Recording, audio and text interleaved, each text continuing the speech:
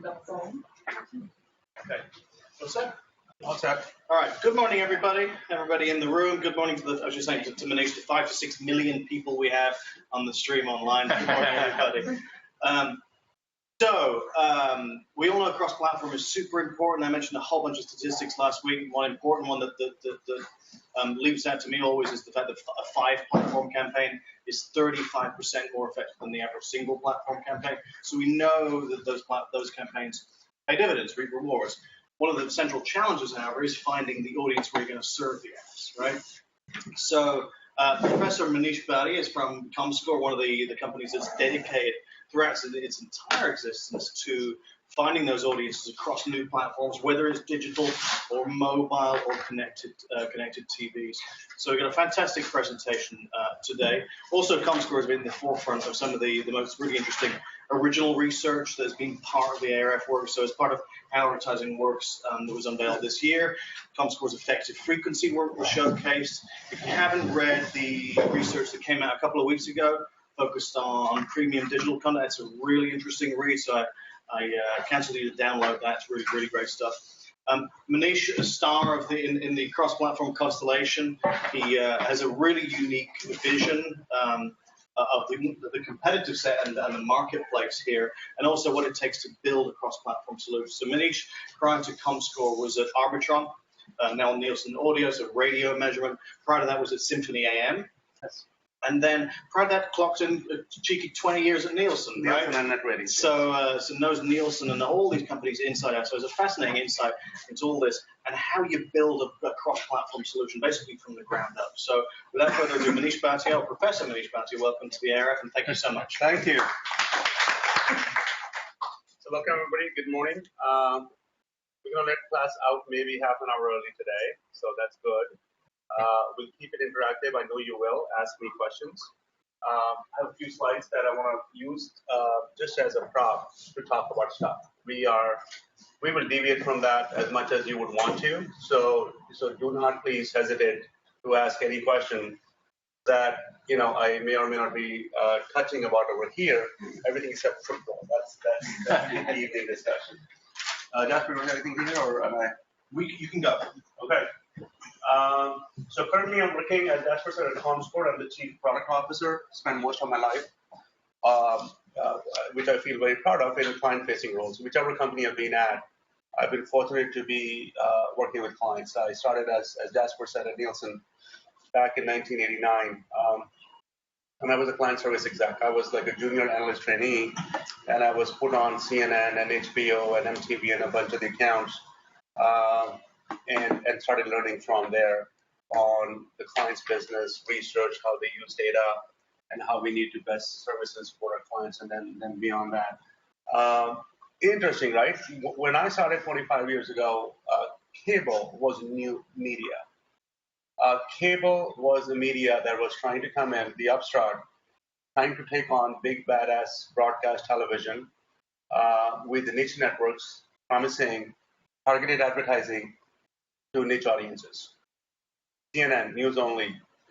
Before Comedy Central, there was something called Ha, which was the first kind of network on comedy. Before CNBC, there was CNN-FN, which was a financial news network that was launched. Golf Channel came about. ESPN obviously was big. You saw this emergence and growth of these new channels, which at times when they were launched, people used to laugh and say, who's going to watch that? And you fast forward now, and they've all claimed their own right to be around in premium programming and content and audiences and a robust business model around that. So at that time, the name of the game was strategy. If I'm a cable network, I need to go do deals with MVPDs. I need to make sure, used to be called MSOs then, I need to get carried on Comcast. I need to be carried on this. I need to be carried on that. Now, when I'm out there, I'm talking to people, content is sometimes, as you know, bypassing the traditional distribution mechanism. They're doing deals with Roku. They're doing deals with Yahoo. They have their channel on YouTube. So the way content is being distributed, even traditional premium video content, has so fundamentally changed in the landscape that it's almost, you sit back and you're like, oh my God, look at how much, things have moved in how content makes its way to a consumer, and then all the advertising models start coming in after that. So yes, have times changed? I think they absolutely have changed big time. Um, will it stop? I don't think it's going to stop anytime soon, actually. The evolution of media that we are seeing, that I've been observing for 26, 27 years that I've been working in this space, it doesn't seem to be an end in sight. And that's a good thing. I think there's so much innovation going on in content, in distribution, in platforms, in screens, and how you get to content. And the whole model of, on-demand content. I want to watch what I want to watch, when I want to watch it, where I want to watch it. You missed a speech last night, don't worry about it. You can pick it up right now if you want to watch it right now. You want to know what people are talking about it, you can do that. And now you have these emerging video platforms like Facebook. Facebook came out with this earnings yesterday. And one of the big platforms they're pushing out there is video and video advertising and video content. So you went from broadcast TV to cable television to satellite television to YouTube was a big one, to Hulu and Roku and Apple TV and all, to now some of these social media platform companies also becoming destinations in and of themselves for video and video content, and giving people the ability to be able to interact with them at the same time. I'm sure you've seen videos on Facebook, and you see the comments flowing at the bottom from people. You see the stars and the hearts flying up and down when somebody likes what is going on. That didn't exist like a couple of years ago. So I have no doubt that 3 years from now, 4 years from now, 5 years from now, we'll be talking about new stuff on how people are consuming content that doesn't exist today, right? Okay. Comscore's mission in life is making audiences and advertising more valuable. Comscore started 15, 16 years ago as a digital audience measurement company. The name Comscore means scoring of commerce websites. The guys who started the company came out of IRI. Their background was tracking transactions for CPG, understanding things like market share, who's buying product, where are they buying the product, things like that. What does pricing do to product sales? And e-commerce on the internet was small, emerging, fast-growing piece. So the original purpose of Comscore was to track commerce websites. And that was then. Fast forward now, Comscore has gone into tracking of commerce on computers, because that was the only thing that existed at that time, to mobile, to television, to media, to advertising, to e-com, to you name it. So what we call ourselves now is total view of the consumer and supporting both the buy side and the sell side. With independent third-party metrics, we make the decisions. We don't directly get involved in the buying, selling transaction process. Our job is to put the data out there for both the buyers and the sellers, and then you can use the same report card to negotiate and plan and buy and make all your content distribution decisions. The assets we have at our disposal, if somebody asked me a question, I think you asked me a question, or somebody asked me a question before we started, is what is different about you guys from the other companies? The approach, the philosophical approach we take is that, first of all, we're a digital first company. We started in digital. And digital means big, large, massive data sets. Digital means targeting. Digital means interactivity. So our DNA is all about creating insights on a platform where people can talk back and forth and interact. So TV to us is less complicated in some ways than digital has been. And having grown from the digital side, pulling in TV is something we believe. On the one hand, I don't want to minimize the task, but at the same time, in having a digital DNA, I think helps us. The second thing that digital does for us is digital grew up with multiple sources of data. We had panels, we had log files, we had tagging data, we had double-click data. We had so many multiple data streams coming in.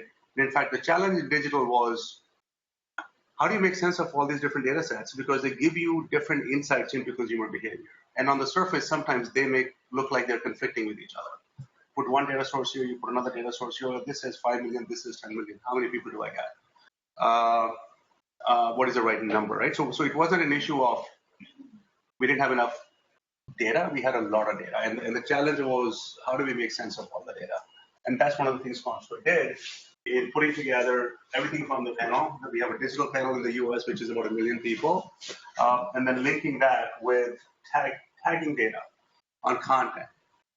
The overwhelming majority of digital content today that you guys go to has a ComScore tag on it. And as you consume that, it fires off a beacon to us, telling us that the content is consumed. We combine that census level information with our panel information. One gives us volumetric information on how much content is being consumed without really telling us who the person might be. The panel tells us who's on the other side.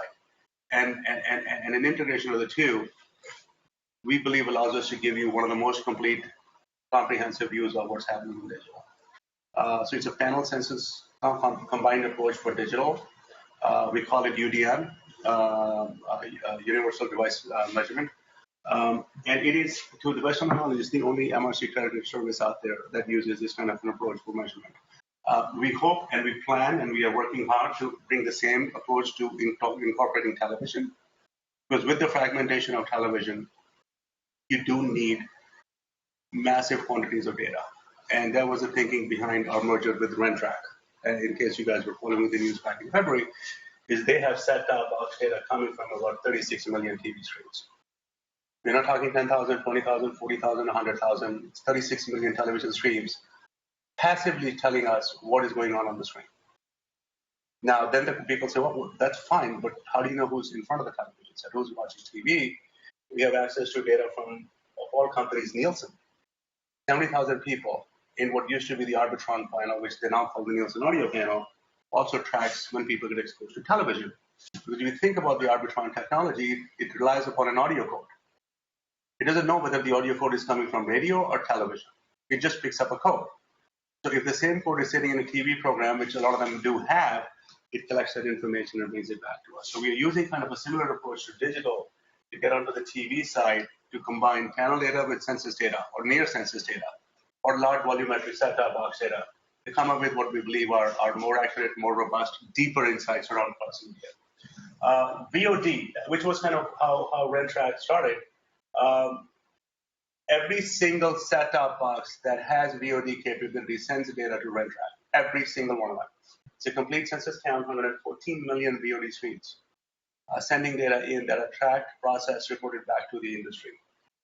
There's a television business we have, 40,000 movie theaters. When you log on to Facebook Saturday morning or open up a newspaper, it says these are the weekend top grossing films. This film was released yesterday. It did 40 million, 20 million, 30 million. That data is coming from us now. We track that in real time. As you're buying tickets, people are buying tickets, that information is being collected and processed in real time, or near real time, and being spun out into the industry. Movie studios look at it on a theater-by-theater basis to see how is my movie doing across the country as it unfolds. So unbelievably fascinating business, tons and tons of information, and the uses of the data go way beyond advertising. It just goes into how are people consuming media, period, right?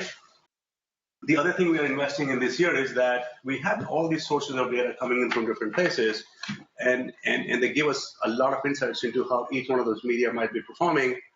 We need a connecting glue that helps us help people go from here to there. We do have some of our own. One of the big things we're investing in right now is what we call a total home panel. Total home panel is our router technology that we are mailing and having people install in their homes.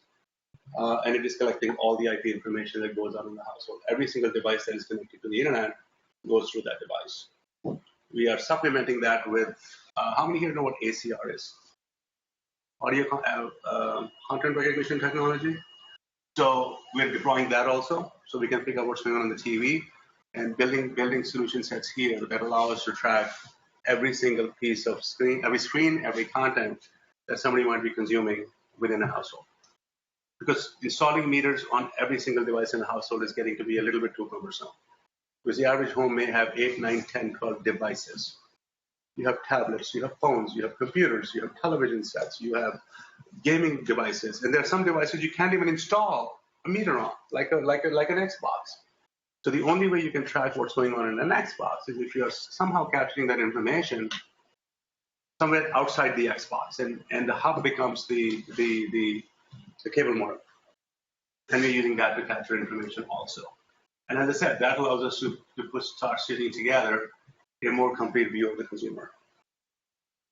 Now, a lot of information coming at you. You guys were telling me before, there's a company that's doing this right now. And you heard from them. we have this plus this.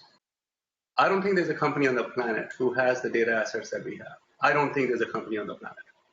And I'm not, it's a factual statement. I don't know of any other company who has the amount of data that we are collecting on a near real-time, ongoing, continuous basis across so many different media. So our challenge and the work we are busy doing is how do you put all the pieces together so we can give you a more complete, more accurate picture that helps you drive your business forward. So the challenge isn't data collection. It's how do we now, it's a puzzle, right? And you got a piece here, you got a piece here.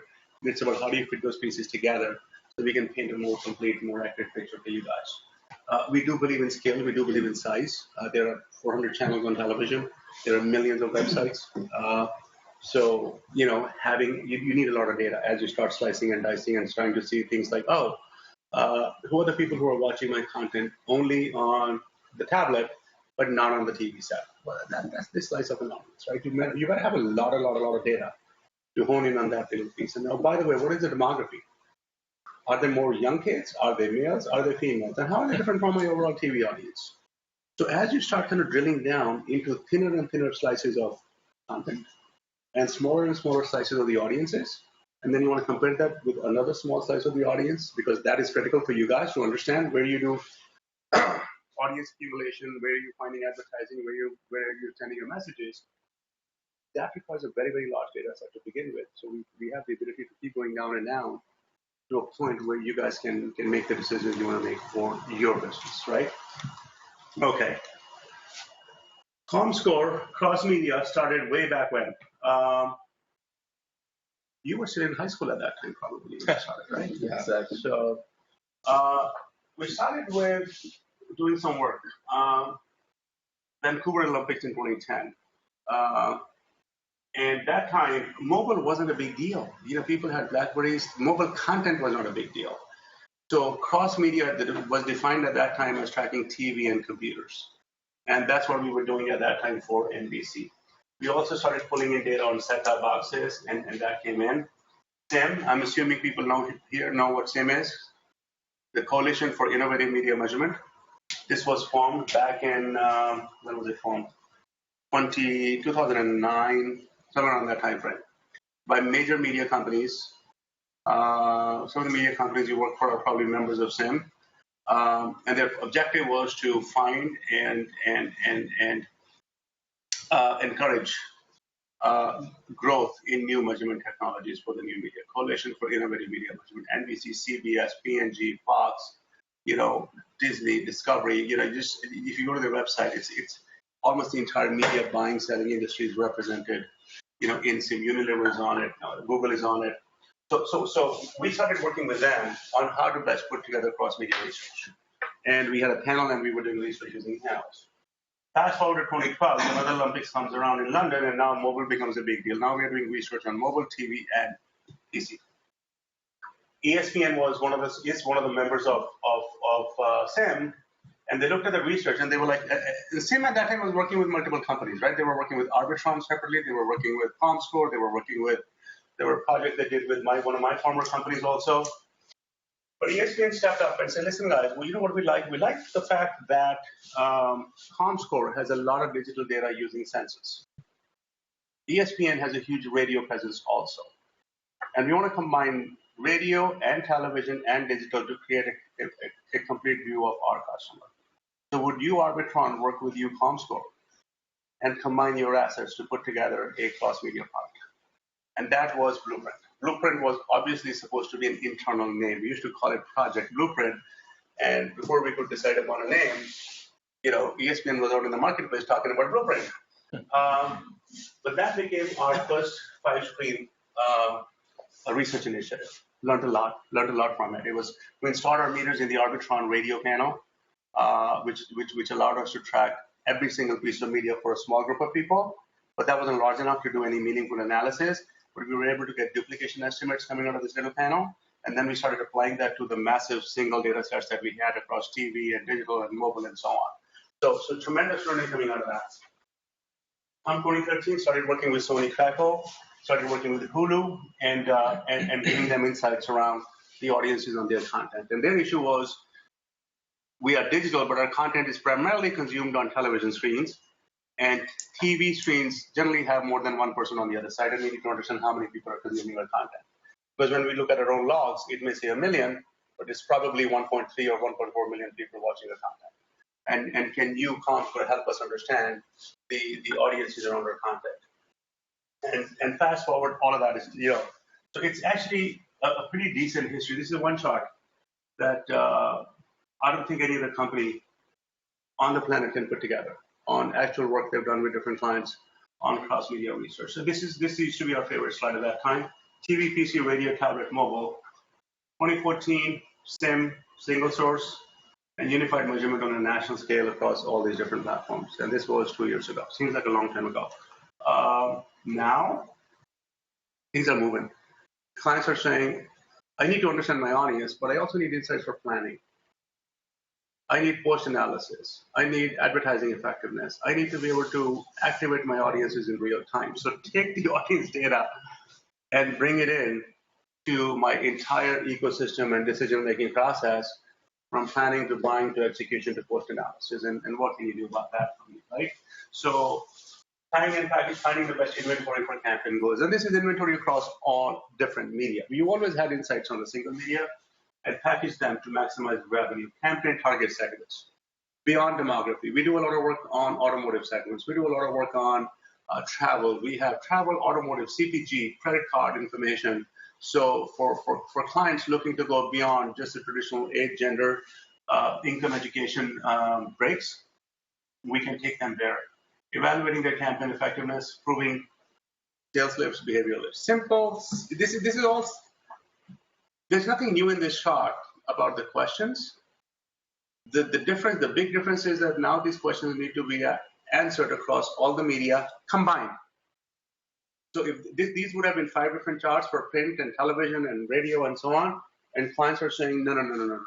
That's not how we do it. That's not how consumers consume content. So put it all together for us. So this is the work we are doing now. And I'm going to quickly walk through couple of slides each on the different things we have. But let me pause there for a second and see if any questions I can answer before we get into a little bit more deeper into some of the capabilities.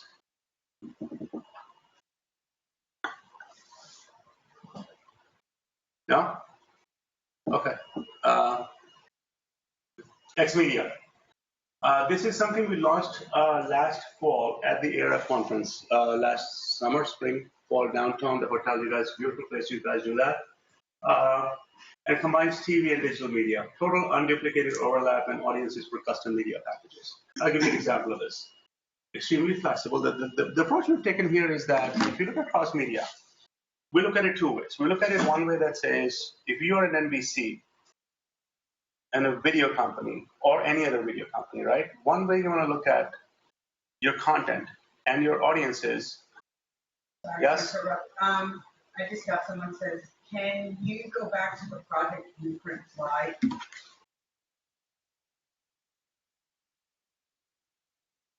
Oh, this one. Yep.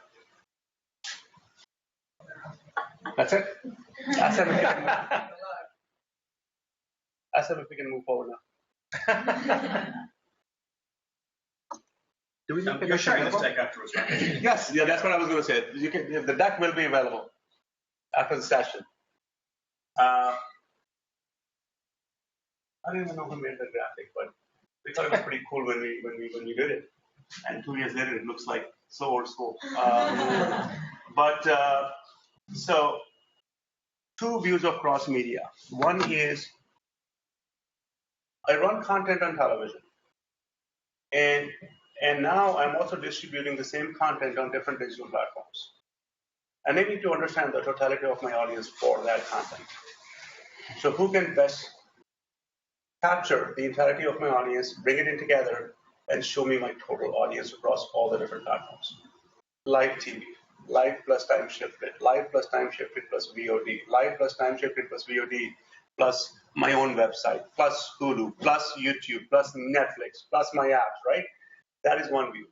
It starts with video and takes you, it follows that video all the way around on all the different platforms. We internally call that extended television, taking television content, moving that around. This thing here, X Media, is a more expansive view of cross media. I am ESPN, and I want to look at audiences that watch me in prime time and come to my website, the entire website. Not just the video content, but the totality of my website. I want to see how many of my TV viewers go to Yahoo Sports and play fantasy football over there. I want to be able to understand that, right? Those are the kinds of things you can do here. So it is cross-media. It's a broad definition of cross-media, which allows you to mix and match and understand and look at audiences across video content and textual content. And you can define video packages and text packages any way you want. Let me look at the New York Times homepage and compare that with CNN, the network. You can do that. Or the business section of Wall Street Journal with CNBC, the cable network. And you can do that. So those are the kinds of things we let you do over here. This is something CNN put in. This is just an example of that analysis. CNN, one of our clients, March data, taking live plus 7-day, looking at their reach, and essentially their finding was that their TV reach is 125 million people. That's how many people tune into CNN on television in a given month. When they add all their digital platforms, they end up with 183 million people. So digital is adding 58% of their reach. And remember that circles we had? Look at that over there. So to do something like this, how many of my people are TV only? How many are TV and mobile? How many are mobile only? How many are mobile and desktop? So the moment you start adding up screens, the permutations and combinations of how you want to understand them starts getting explosively complex. How many come on all screens? But how many comes on only this, but not this? We can do that. But the only way you can do that is to start with a very, very large data set. You have to have enough respondents here, here, here, here, here to be able to report them in any meaningful manner. This is where panels fail. And this is where census data and set-top box data is unbelievably critical and almost essential to do this analysis. You could not do this with any other approach in any meaningful fashion to start slicing down the audience. And then this is an overall reach. Right? They said, okay, let me just see men 18 to 49. Well, guess what? It'll give you the analysis for men 18 to 49. Let me segment them by heavy, medium, light viewers. Guess what? You can do that. All of that stuff comes in. Another one, overlaps. How many people, TV only, TV plus desktop, TV, desktop, mobile, and the incremental reach of each one of them. Same kind of, this is time spent actually. So this was the reach, this is time spent. And one of the fascinating things coming out here was, and Artie from ESPN has been talking about it for a couple of years now, is that digital doesn't cannibalize television. People who are fans of your content and your programming and your brand will find you no matter where they are or where you show up. So just because, so this was telling me that people who watch me only on TV spend 4.8 hours watching me on TV. But people who are coming to me on all platforms are actually not only coming on all platforms, they're even watching more of me on television. That's my most loyal customer. Extended TV, coming this fall, as I mentioned earlier, TV-centric or a video-centric view of audiences. Take my video content and go find me the audiences across the entirety of the distribution platforms, traditional or digital. Question. On your prior slide, does this tell us in any way where there's overlap when they're using mobile while watching TV? I'm sure you do that. We do that. It's not reflected here. This is aggregated additive metrics. But that is buried in the data behind the scenes, because we do have timestamps for everything and what they do. You can start restricting that and trying to understand by different time periods what may be happening. Right. Do you have any kind of like effectiveness or receptivity metrics on overlap second and third screen? We started doing research on that. Hold that one. It's coming on from an activation and an ROI perspective. We'll talk to that in a second. Actually, the short answer is yes. It's in the early stages, but it's something we are well on our way on. And if you remember, I said earlier I need to be out of here like a little bit early. We actually have a client advisory board meeting today. We keep having a lot of these now, where a bunch of our agency customers are showing up for spending the entire day with us, and we are walking them through actually a much deeper version of this, saying, this is what we think we should do. What do you guys think? This is what we think we should do. What do you think? and the whole day is structured around it's all cross media, and it's all audience activation, advertising, and effectiveness.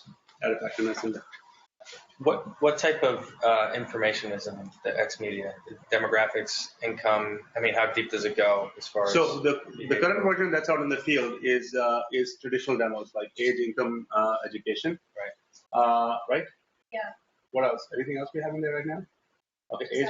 Okay. But when it's in the two people have the. So as we move to extended TV, this version, hold on, which one? This one right now has age, income, education. As we are moving into extended TV coming later this year, we are appending and adding to it what we call advanced demography, which gives you purchase information, credit card information, all the other attributes that I was talking about. Right. We're going to attach it here. We're going to attach it to X Media. So as we go into next year, we will be stitching the data sets together. So you'll be able to do again, what we call advanced demography in all these different products. Okay. Just an example. This is what we're working on. You can look at your consumption by window. You can choose network, series, episodes, your demography, time period, which platforms. You want to include clips, exclude. These are fascinating discussions we have with our clients. If you have a clip on your website, the top, okay, that's old. You guys are too young. David Letterman, top 10. Or you look at a 3-minute clip on the Democratic, not a 3-minute, whatever, 20-minute clip from yesterday's speech on CNN. Should that then be added back to the CNN programming? Because it was a small piece of the total audience. Some clients say yes, some clients say no. Or you take the opening monologue of SNL. Should that go back with the full SNL program or not? Some clients will say yes, some will say no. So what are we trying to do? Make both of them happy by saying you want to include clips or exclude clips. So the clients can toggle on and off on saying, okay, I want to see a view where even if it's a subset of my content, I want to see the audience do that. Or if it's not the entirety of my content, don't show it.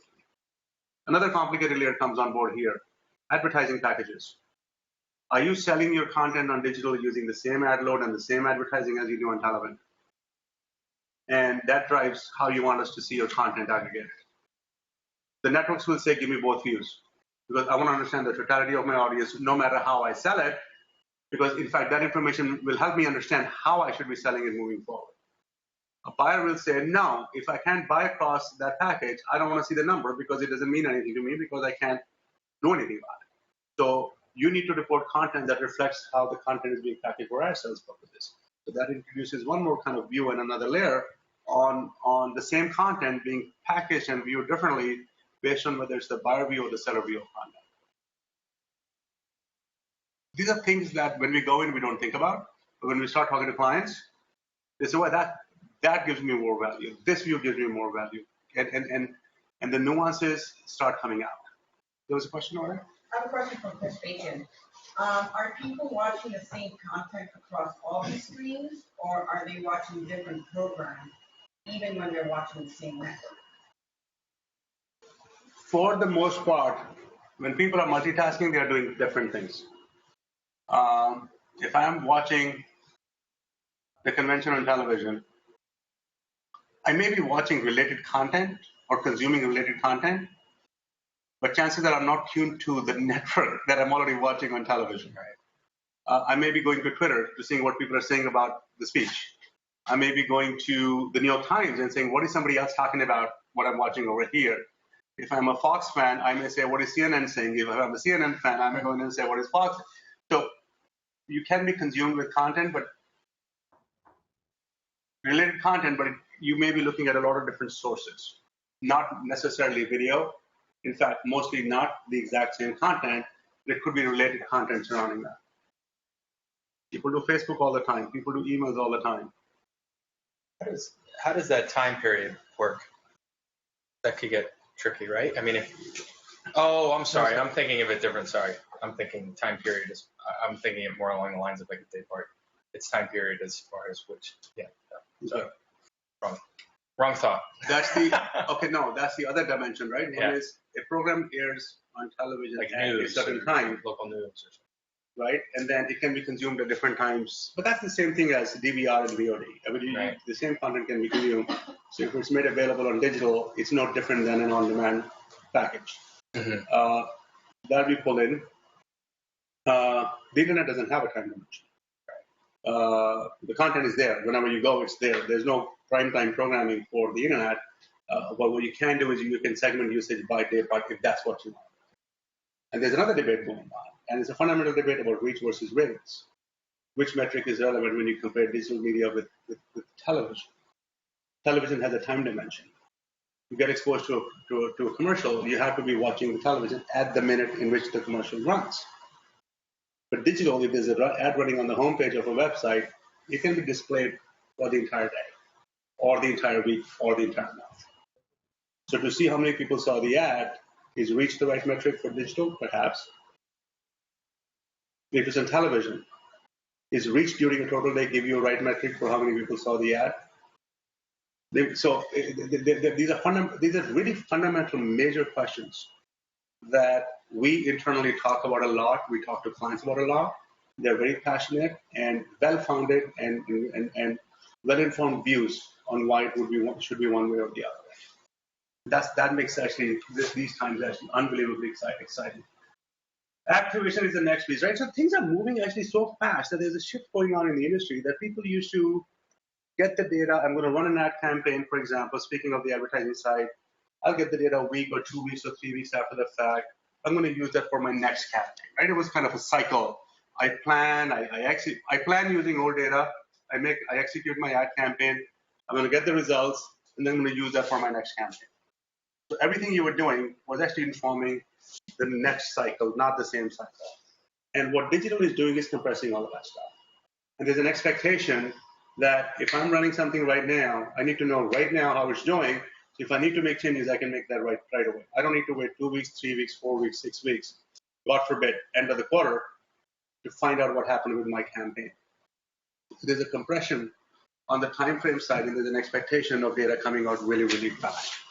And that whole kind of planning, buying, evaluation cycle is shrinking. One of the things that has emerged as a big ask and a big one is activation. If I'm a digital company, what can you tell me about the person that I'm about to touch with either content or advertising? What can you tell me about them in terms of the TV viewing habits? If I am CNN and somebody comes to my website, if I know that they're a loyal CNN viewer on television, I can give them an experience. If they are not, I can give them a different experience.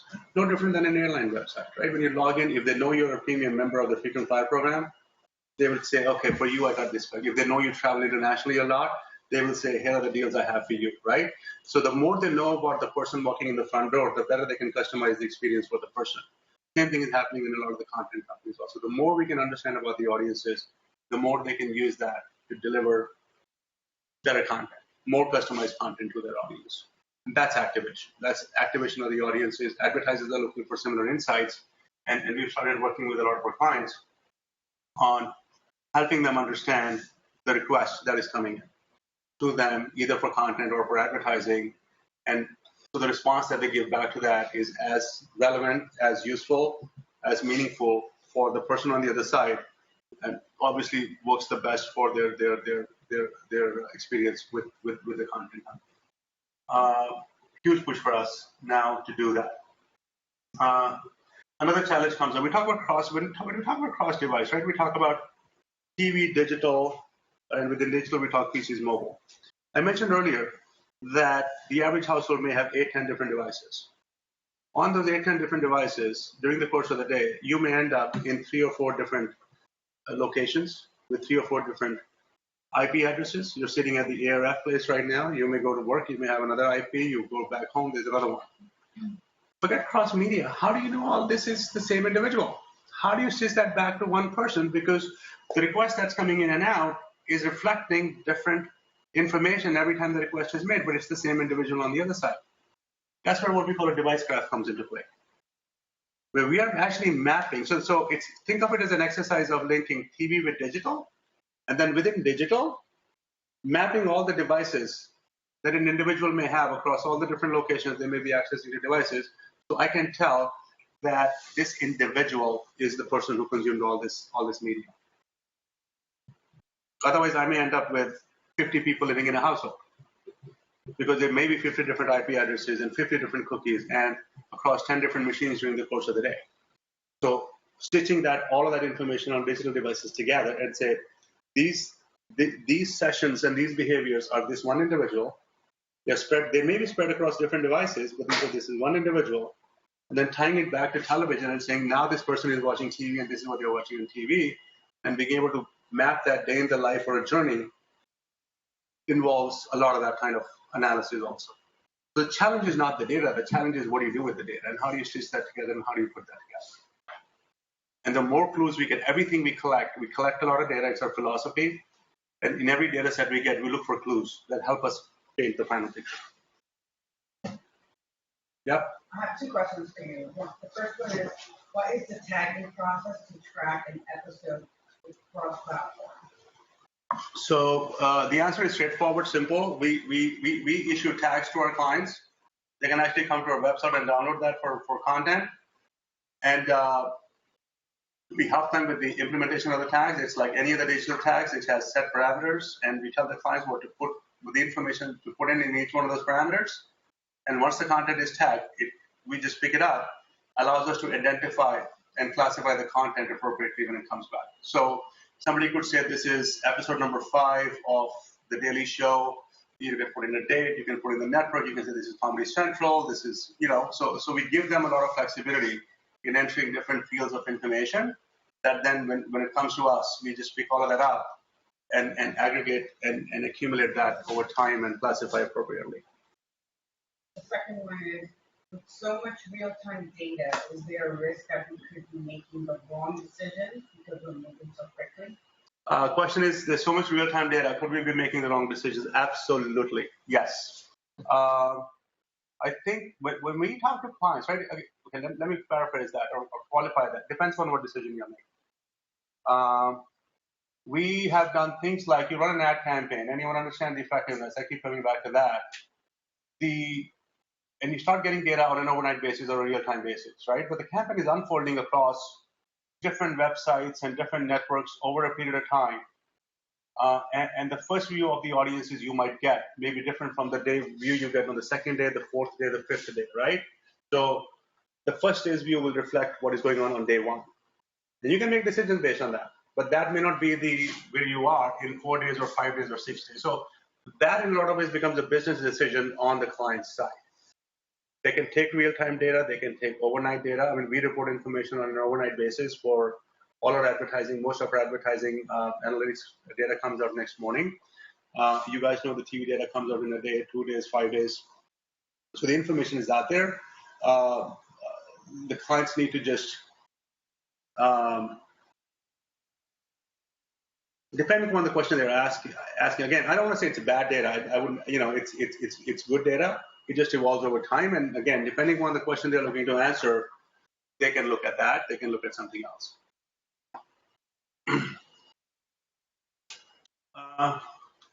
Okay, activation. I'm just giving one example, right? And this is a live one for us. Simple example, but very powerful. Let's say we can tell you somebody saw a Toyota Prius ad on television. Let's also tell you, based on their online behaviors, that whoever saw the ad on TV, one guy is interested in luxury automotives, the other one is interested in electric and hybrid. Because a car can classify in either one of those two categories. And what if you were able to reach them using an appropriate creative right on the digital media based on what we've told you about them in the past? You know they saw a Prius ad. You know they are more an eco-friendly customer. You know from the auto data that we have, they're actually in the market to buy a car. In fact, you also know that they generally don't buy a car, they lease a car every 3 years. And all of that information can help you provide them with the most customized message you want to provide them. From a creative standpoint, from a financial offer standpoint, you can put up the price, you can put up the monthly leasing payment options, you can put up all kinds of things for that. This is where kind of the clients are asking. But to the question earlier, if I need information that helps me deliver a better message, I better have that not only real time, but as much in advance as possible, so I'm ready to deliver the right message. So information is moving to next day, next week, next month, to now, to what can you tell me before, so I'm prepared. When there's a knock on my door, I want to know who's going to be on the other side so I can deliver them the right information in a fraction of a second. Let's move to advertising. Let's move to VCE. VCE has been one of our key products in the marketplace. Stands for Validated Campaign Essentials. Tracks advertising delivery across digital. Did your ad run? How many people saw it? Did it ever make it to the active stream? Was it even seen? Was it seen by a human being? It's all about fraud. It's all about viewability, and then the demography, who saw the ad. And then the third component is what happened after they saw the ad. But let's talk about VC. We've extended that to cross-platform, which basically means it's digital plus television, it's TRPs,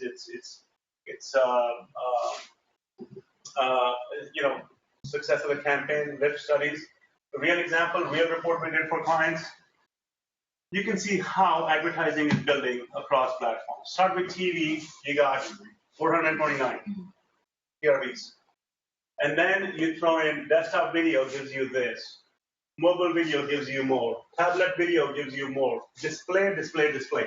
So you can break it out into not only tablet, mobile phone, and television, for tablets and for mobile and for desktop, you can break it into video display. So you end up with 7 different slices of the data. You can look at your display ads, you can look at your video ads, you can look at that across 3 different screens. TV by definition is obviously video, so there's no text over there or no display. But you can see how your campaign might be reaching a target audience and incrementally reaching that audience across all these different platforms. This is a simple, straightforward, actually it's a very powerful report in my opinion, but this is like a baseline what we do for clients when they start off with a cross-media audience report. And where we are taking this now is now lift, which is what was the brand impact of this? What was the brand impact of this? What was the brand impact if people have seen me in both different places, 3 different places? And what is the incremental addition to my brand measures? And it obviously eventually sales measures. So moving forward, that's the state of play today for us Comscore. And where we are taking all of this is wherever we can, let's attach the advanced demography, whether that's X media, whether that's VCE, whether that's Lift. We need to be able to have our clients look at audiences beyond simply age, gender, education, income. And then sales lift, location lift. We did a deal with a company called XAD. We're talking to a few others where we can say, here's the message, here's the the impact in terms of that, and just driving that forward. So I hope you agree with me. I think the media is moving really fast. We are moving as fast as we can with it, and with our clients. There's a lot more work to be done. We are definitely not at a steady state right now, but I mean that in a good way. I think it's going to keep changing. Ever since I've been in this space, I took on digital. Every time I've gotten in front of clients, there's always been, we need this, you don't do this right now, you don't do this right now. And the next time we meet them, it's another list. You don't do this, you do this. And that's progress, right? As long as it's not the same list we are arguing about every year, we knock off the things we have on our plate right now. If I'm here next year and if you're here next year, we'll talk about stuff. And you'll say, well, Manish, what about that now? Because now this is great. Now we need to move forward a little bit more, and we will keep moving with you as fast as we can. So I think this thing will continue to evolve over a period of time. And I think all of us in this space are living in very good times in terms of media. It's intellectually stimulating. It's challenging. There are always new things to solve. It's not boring at all. That's what makes life fun. Thanks, Manish. Any other questions? Any other advice? Yes. I have a question. I think it's back on slide 22, where find folks on TV. Yep. Since TV is household level, how do you accurately identify the individuals? What a beautiful question. How do we go from household level viewing to personal level viewing? One of the things I had mentioned earlier was we also have a panel where we know who's watching television. So we use that because you get a set-top box here and you say, hey, the box is tuned to pick a show, the Daily Show. I like it, so I'll use the Daily Show. Now, there's value in household level information, right? The whole red track current business model. And a lot of TV buying and selling is done based on household data because there are a lot of household characteristics that advertisers look for. Presence of kids, right? CPG purchases, automotive. A lot of data points you have actually don't translate well to an individual level. They stay well with the household level. So that's the starting point. And then where you need individual demos, we take the panel-based viewing information, which tells us that on average, when somebody's watching the Daily Show, it's not one person, it's 1.2 people. 60% of them happen to be male, 40% happen to be female. There's the age distribution.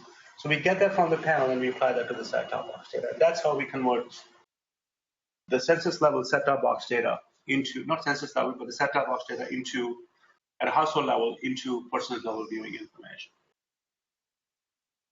Does Comscore have any plans to develop and roll out a media planning buying software solution to use the data? So you want to answer that? No, you can go ahead. Okay. So the question is, does Comscore have plans to roll out media planning buying software? So we do have planning software right now for digital. Xmedia that I talked about has a planner component that's coming out. I didn't want this to be a sales pitch. I don't think you wanted me for this to be a sales pitch, so I actually excluded those slides. But there is a planner module which lets you go in for all the different media. You can put in your target GRPs, you can put in your budget, and the system will help you understand what that campaign might do based on the criteria you put into the system. So definitely the answer is a definite yes. In terms of buying and all, we're actually working with companies like a MediaOcean and all, and we feed our data into them. And so the data can be available where you want it to be available. We build out and we make data available through what we call raw data feeds and also APIs. So clients can have the option, in addition to how we package and make the data available in syndicated products. If you want an API access to the data, you can get API access to the data. If you want impression level reporting raw data feeds, we can provide you with raw data feeds, both on the advertising side and on the audience side, that you can pull into your own internal systems and deploy them. We're integrated with a lot of ad tech platforms. So as you're doing your execution in a programmatic manner and you want to start using Comscore data with it, to say, listen, only give my impression to males. Here's my criteria based on demography. The system can be informed in real time for that. So it surfaces itself in a lot of different places across a lot of different platforms. Our philosophy is we want to give you tools to analyze the data. At the same time, if you have other tools that you use, we want the data to show up in the ecosystem where it makes it easier for you. It's kind of a both kind of an approach. We strive to have the data surface in other places in addition to our own tools. Yes? Hi, I just want to make sure I understood this one part where you were saying that how do you associate one person to different devices? If I'm looking at my computer here versus I'm going home and I'm looking at my computer, I'm looking at the same thing, and how do you correlate that? Yep. So are you saying that this is something that can be done now, or is something that we are building it up? There's not a binary yes or no that we couldn't do it yesterday, we are doing it today. We can do it now. We just need to keep improving it over time. Let me give you a simple example, right? If you have a mobile device, the mobile device generally has a device ID, which is independent of the IP address. So you can see where the mobile device is going, and if you can capture that information, I don't know who the person is, nobody knows who the person is, but you can tell the individual. Go to the house, there's another IP address. If you happen to be in our panel, now we have permission to know who you are because you've given us that. We can connect in that way. You could log in. We can look at biometrics. It's not biometrics. We can look at kind of behaviors and we can understand patterns of behaviors and try to connect it like that. So there are different ways by which there are clues in the clickstream data that can help us stitch together device graphs. It has become a big challenge in the industry because forget TV for a second. In digital, you want to have a reach and frequency objective for any campaign you have.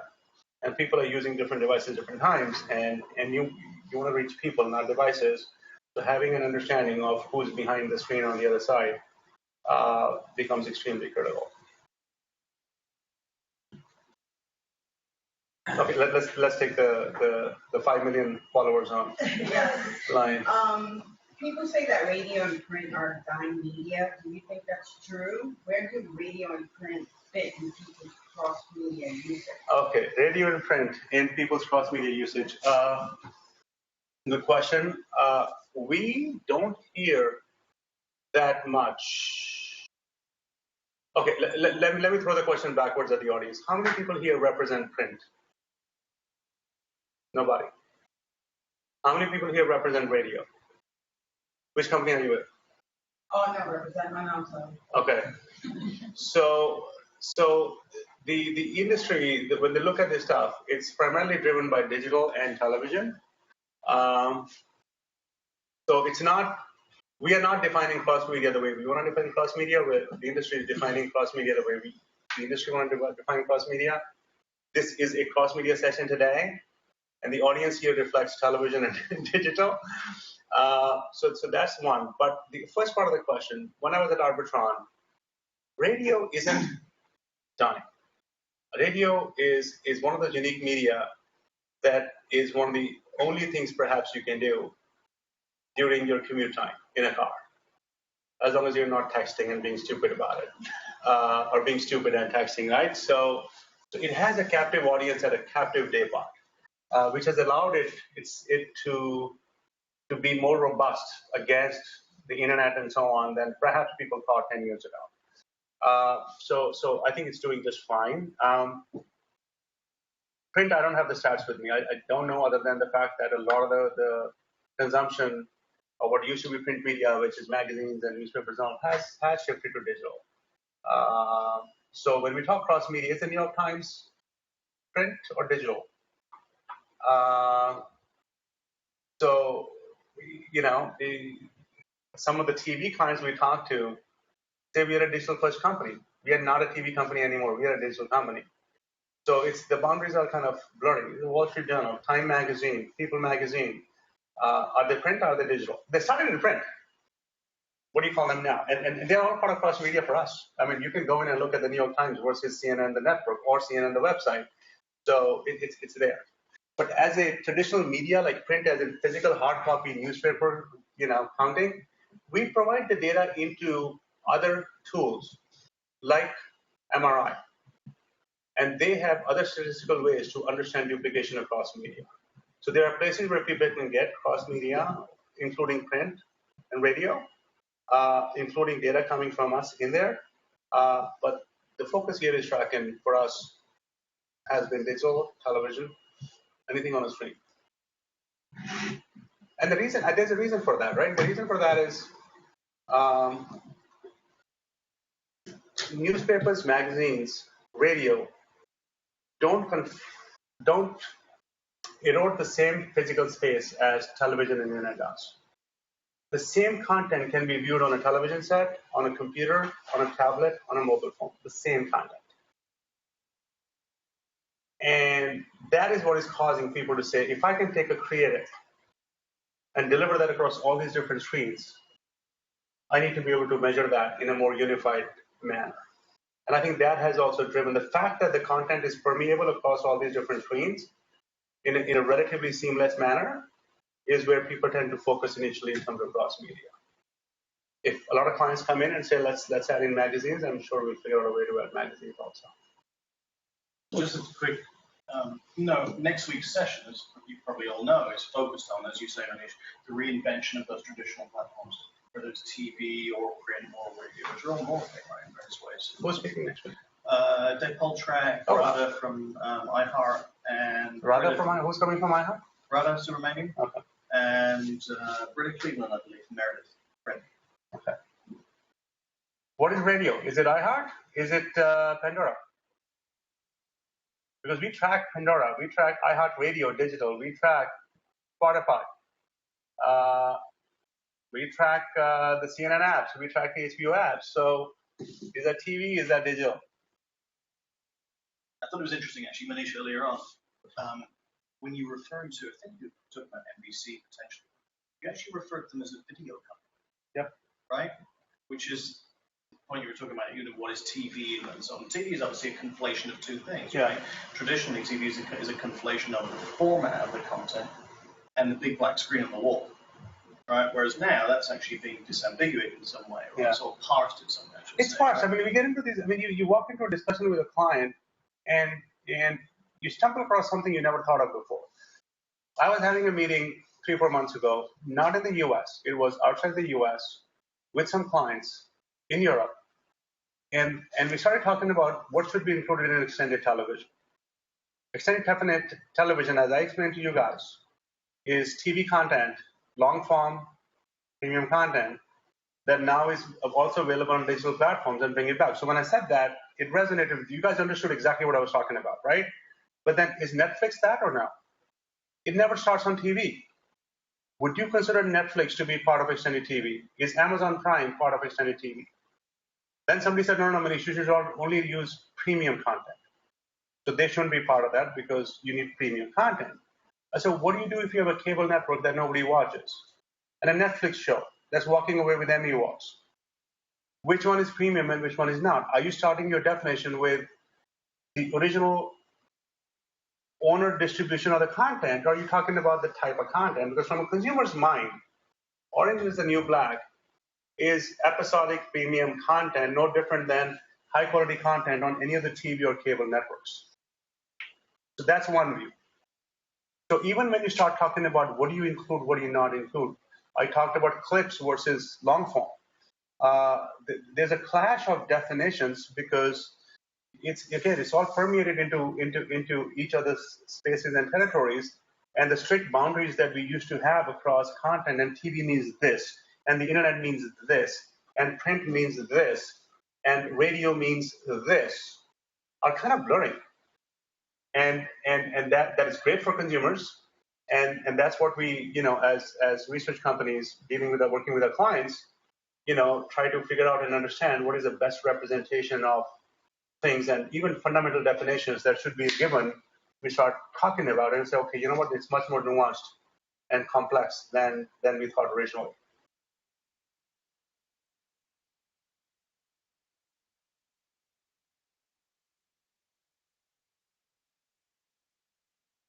Anything else from anybody else?